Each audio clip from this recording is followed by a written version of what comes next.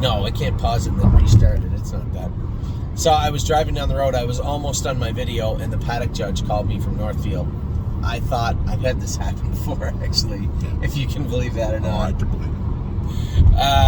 I thought she was calling me to tell me I had to drive in this race. I'm almost back to Brunswick. But I told her Saturday I couldn't be there for race 1, 2, and 3 because I'm in late. So I never really drive a whole... I don't get a ton of catch drives, nor do I really look for them.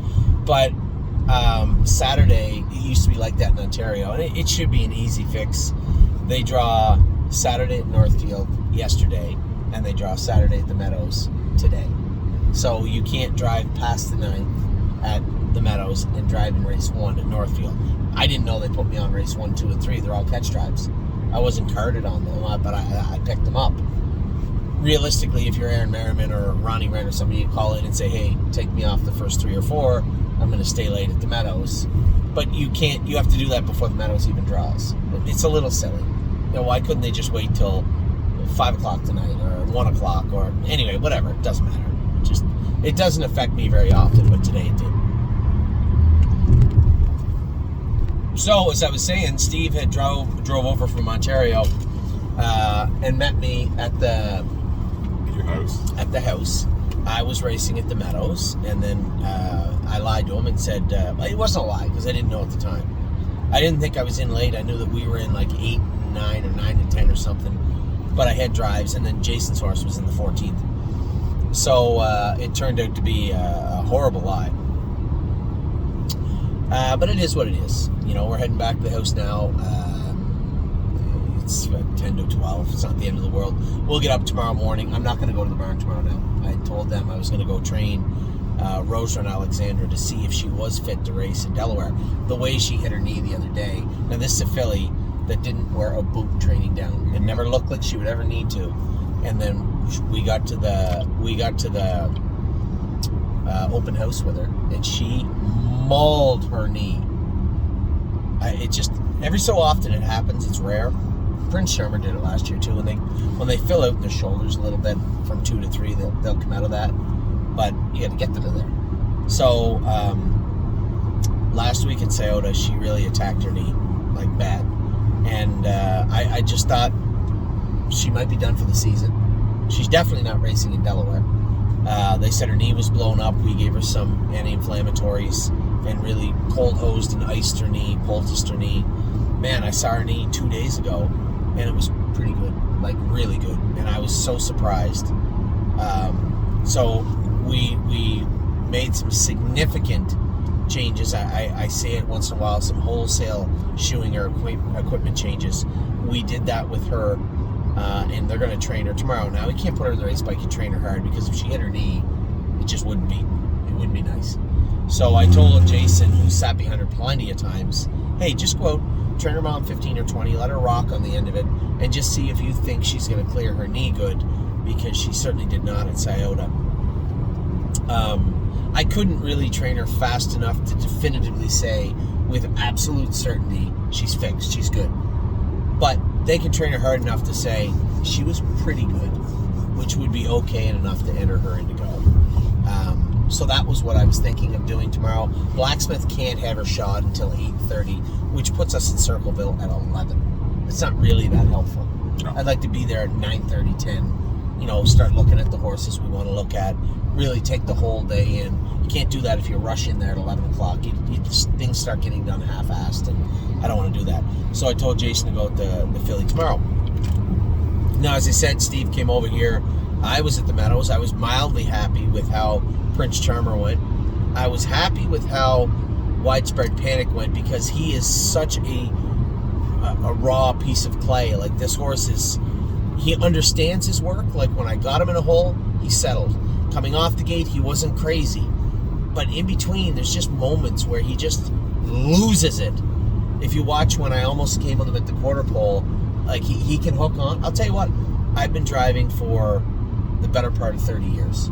I can't name one horse right now, if you asked me. You put a gun to my head and say, I need you to name a horse that has pulled harder than Widespread Panic. I can't think of one. One that has just raw, hooked on like you were pulling on a school bus. Like, I'm telling you, he had cut his mouth about, I don't know, before he went to 2 starts before he went to Indiana. He cut his mouth, and he wears a dog chain, so he couldn't put the dog chain on him. He was just throwing himself. He was really acting up. And I said, how bad can he be? Just take that dog chain off. I'll tell you what, I couldn't feel my arms at the 3/8 pole. He would not release. He has got the strongest jaw, like alligator jaws. Yeah. And today, he has his moments where he loses it, but then he has other moments where he's impressive. When I moved him today, he was all business. He knew what his job was, and merciless, cleared to the front, opened up, and drove away. I love seeing that from a horse. He's a big, gigantic, strong 3-year-old, and I could see him being a really good horse, and he's on his way. We just have to be able to manage him along the way and teach him, and it's a chore. It's a chore. But he was good today, and I was happy with him. Really happy with Widespread Panic, and nice to we'll put the Prince horse away, Mountaineer Prince, now, just for a month and bring him back. See if we can put some weight on him out at Jacobs. Just let him relax and bring him back and race him this winter. Now I went home quickly, picked up Steve, got a quick bite to eat at the house, grabbed my water, and headed out. We went to Northfield Park. I drove a trotter that had won a race earlier on. I raced Sweeney. Now Sweeney, to understand the whole story of Sweeney, you have to look back to his last start. He was scratch lame out of the paddock. He was lame right front. There was a lot going on, and there was no definitive answer. We thought he broke his foot, that he had a line in his foot, but he sounded up about a week later. Jogged him, they jogged sound. It was the weirdest thing. Mike x-rayed his foot, x-rayed his knees, couldn't find really any lines. His knees are bad, they're rough. Nothing found in his foot or his ankle. Nothing popped through, nothing. Nothing. No. Not like a tiny little thing, but nothing even remotely close enough. So I hadn't sat behind him. Chris Lambs qualified him the other day, said he qualified good, but he hadn't raced since July 31st, coming off a vet scratch lame, a legit one. See how I emphasized legit? Mm-hmm. There's a hidden message there. A legit scratch lame, and I wasn't coming at the quarter pole with him. It just made no sense. So he stayed along the rail, rolled the dice, get out late, and he was trotting his hardest 16th of a mile was the last 16th, and he raced very, very good. Happy with him. And then Lonely Lake would come up. Just a terrible drive by me. I knew I did not have the gate speed to beat the 4, 1, or 9 out. I was going to try and force either my way to the front or into a hole, and those 3 guys knew what was going on. You know, it was like playing hide and seek when you know where everyone's hiding. They knew what I was going to do. I knew what they were going to do, and I still went out of there, which is stupid in hindsight, but I didn't want to get away behind. I didn't want the 3 favorites to beat, to get away 1, 2, 3, and I get away 6th behind 2 horses that are not good horses. So when it was clear to me heading to the quarter pole that Aaron wasn't letting me anywhere near him, and there was no holes to be had, I looked and there was a 4-hole. Now, if I had known it was Donnie Sherman, there would have been a much more feverish rush to get in the 4-hole.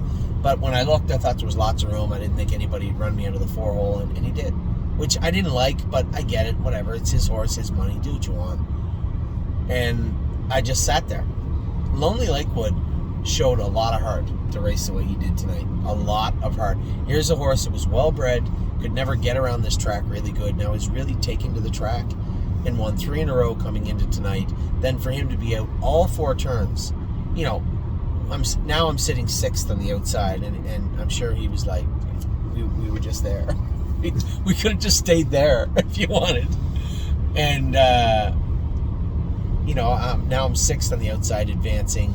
The second I had enough room to drop back down in front of Donnie, I did, which was starting into the backstretch.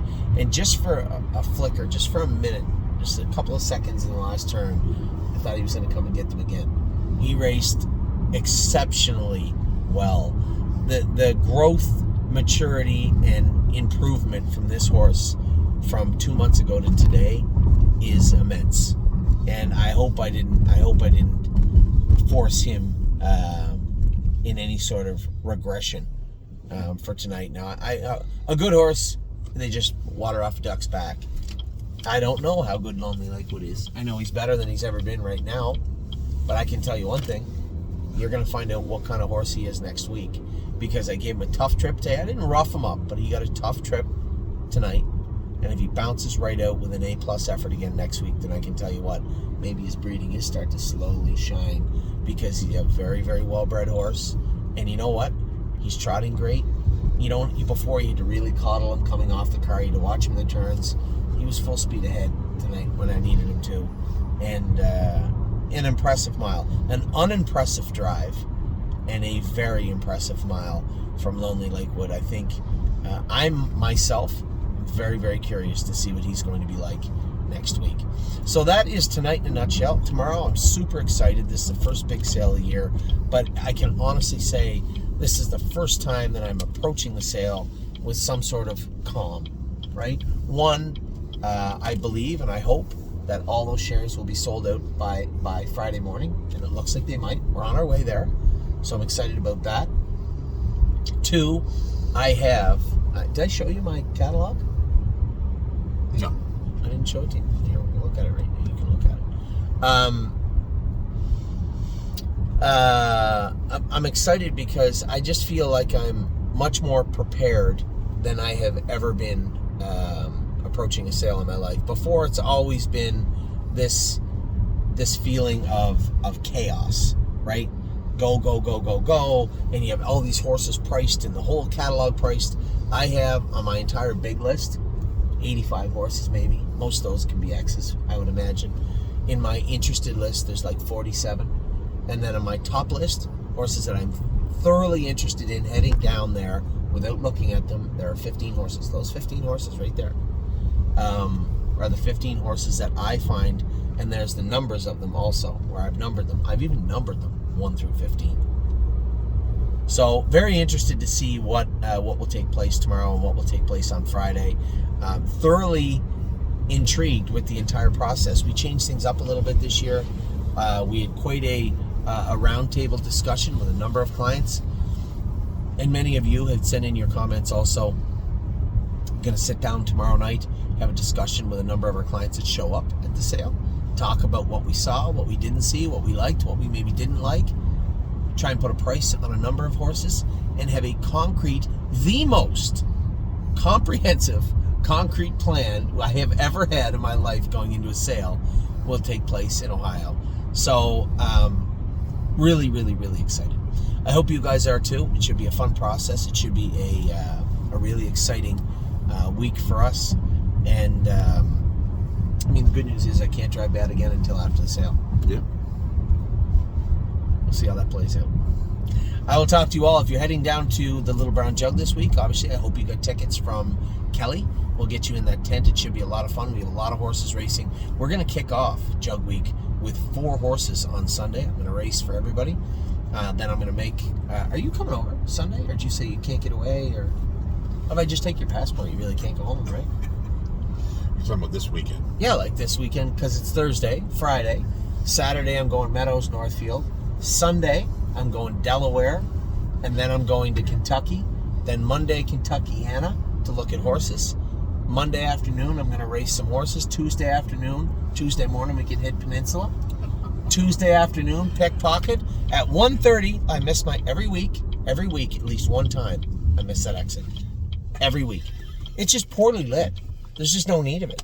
It's just really, really poorly. Well, you do live here. I do. It's like you can't get to my house right now without making that turn right there. But throw a little light in right here or something. You know what I mean? Just one of those little blinking lights. Hey, Anthony, watch the turn. I don't know. Something. Anyway, Tuesday Pickpocket. We'll be back here Tuesday by 6 p.m. Tuesday at 6 p.m. we'll be back. And if you're worried you didn't pack enough clothes, well, I didn't. You can hit the mall, bud, on the way. We're going to Delaware. You're going to buy 3 outlet malls on the way to the sale. Columbus. I will also run out of some meds. We can get those too. No, you can't. Well, I don't know what kind of meds you're rocking. Well, I think we can probably test them up. Where's the lights? Everything is fixable. Everything is fixable. Anyway, we'll talk about it tomorrow. Yeah. Big night, big day tomorrow. Gonna have an early rise. I don't know. I think Amy's gonna drop the kids off at 7:30, so there's no reason why we can't leave at 7 if we're up. We'll be down there at 9:30 at the latest. I think that's at least a 1 Starbucks drive. Mm-hmm. I think what we do is get up, go to Brunswick, hot vanilla latte, and then it's supposed to be nice, I think, tomorrow in Circleville. Then you switch it up. There's a Starbucks in the grocery store right beside where the sale is. There's your phone. Yep.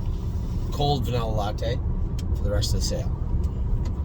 I think that's it. I think that'll fix everything.